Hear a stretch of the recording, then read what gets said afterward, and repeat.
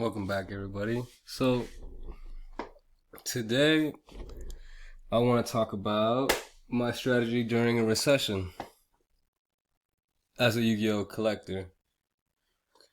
So, first of all, I really want to stop calling it calling myself an investor when it pertains to Yu-Gi-Oh and just cards in general. I've been thinking more and watching other videos and people explaining how, you know, cards aren't necessarily investments like stocks, and alternative investments like crypto, because those are government regulated. So I may start backtracking a little bit on that, and instead of investing, I'm gonna just start pushing forward as a collector. And if I could resell for a higher price later, then I guess that's just a flip. I don't want to get customers or fans, clients, customers, listeners, viewers, the idea that these cards are safe investments or that they are actually investments at all. I'm not saying that um, these cards can't go up or anything. I'm just expressing to take caution.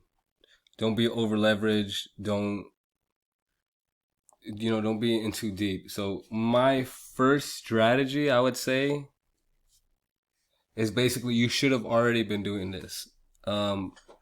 I'm sure you're familiar with the COVID crash uh, of 2020. So basically, that was a scary time to buy. We weren't sure where COVID was going.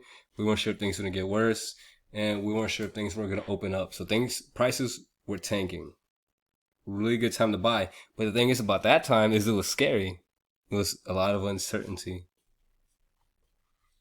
So basically, I've pretty much learned my lesson.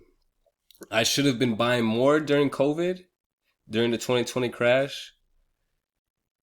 But personally, I was scared. You know what I'm saying? Like I was like, yo, like right now, I'm scared at the same time. Like, yo, you could buy anything right now and it could probably go down in price. I think in the next 1 or 2 months, I think, when companies release their earnings, in the second quarter, we might see some fluctuations in the market. I've been expressing how we're in a recession and the government is a little jet lagged. And when we actually see the numbers, the government will express that we are in a recession. And once that happens, there's going to be a little panic. Probably based on the numbers, people will lose jobs. And I, I'm in San Antonio, and a lot of violence has been happening in San Antonio. I'm not saying that's directly correlated to lack of money, but imagine how, like, if these people don't know how to act right now, imagine how these people are going to act when they lose their jobs, when they have no food, when resources are low. So this honestly feels like 2020 all over again.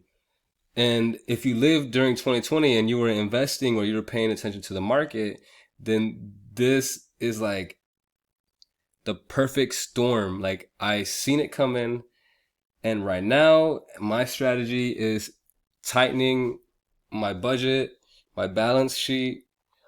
Like if you're a wealthy individual, I mean, you're probably not even, you don't need to be watching this. If you're like a multi-millionaire or something, I mean, you don't need to be doing my strategy. And that's the thing. Um, people like influencers will talk about diamond handing, holding for the long term. But the thing is about that strategy is if you need money to pay rent or you need money to eat, then you're gonna want to sell your collectibles. So like pretty much If you have money saved up and you could weather out the storm, then you could diamond hands product and hold on to it, because we generally know that most, I can't say most, but we generally know certain products are gonna go up in value. Like if you hold your Charizards, you hold some sealed products. We know if we make it through the storm, the value of the cards will most likely go up. So no one wants to sell their collection, but when things get hard, you need to pay rent. I've already every day you can check Facebook Marketplace, the little Yu-Gi-Oh groups, Pokemon groups. People are selling collections, and every day it's increasing more and more. And imagine investing a whole ton in the Pokemon, Magic, or Yu-Gi-Oh, and then you lose your job. The first few things you're gonna look at to sell is probably your collectibles. So like you don't want to be over leveraged in 2 months. So like I said, I'm focusing on my budget. Like, I have Audible, I have all these apps that are not super necessary to my business, but I do have them because, there's a lot of money flowing in. So I spend a little money on leisure. And, so, I'm going to be removing the Audible. I'm not going to be spending money on games right now. Like you gotta start cutting back. I mean, I don't know what your financial balance sheet is looking like, but just for me as the average consumer, I'm tightening my spending so that I could start saving a little bit of my budget and putting it away for when things get really bad. And when things get really bad, you'll be able to buy collections at a fraction of the price. We might see sealed product go below. Like, I think Astral Radiance, I think. No, Brilliant Stars ETBs are going for like 35, pushing like 30 something. And like, we're not even in a like a full blown recession yet. People haven't even lost their jobs yet. And people are already selling collections for rent money. Pretty much stimulus checks are running out. All the free money is, dissipating. It's gone to the higher ups. People got free money and they either put that in stocks or investments, or they spend it on consumer goods or whatever that may be. But pretty much the money from the retail investors flowed to like the rich people. So like it was a big wealth transfer that not a lot of us got to take part in. And that's the special thing about market crashes is it's a good opportunity to buy things at low prices so that you can actually, if you like, I'm getting off topic here. The strategy, tighten the spending, increase your savings. Now, if you don't have a savings, like if you don't have money put away for a rainy day, like at least a G or two or something, you got to have something. Like what if your car breaks down? What if you get hurt? What if you can't work no more? What if you lose your job? So these are things that you need to put in motion already. You need to have some money saved up and then start saving up on top of that. And then that savings you could put to the side. And when things get really bad, when people are selling collections for like 30%, 40%, 50%, you could buy into it. Like me personally, I buy collections and they never see the light of day. Like a lot of people know when I buy shit, it just sits. Like I do not try to resell it or anything. Like I like to resell sealed product. Like if I buy a case for 6 and then I sell each booster box for 20, I make like 120. That's like what I like to do. I like to sell sealed. Now generally I will sell singles when the time presents itself. In Yu-Gi-Oh, Yu-Gi-Oh is like cryptocurrency. Cards go up in price and then the reprint comes and then you gotta find a way to offload those cards at the high price before they go lower. You know what I'm saying? So it's like cryptocurrency. Like You buy you buy cryptocurrency, and then you sell it for more, and then it goes down, and you buy back in cheaper. So like someone is left holding the bag.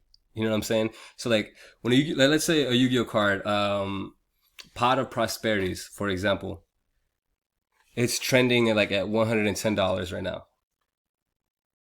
Now's a good time to sell it. I'm not saying it can't go up, but now's a good time to sell it because we do know there's a high possibility that it could get reprinted. So if I manage to sell it now for 110 and it gets reprinted and it goes to 60, someone else is left holding the bag.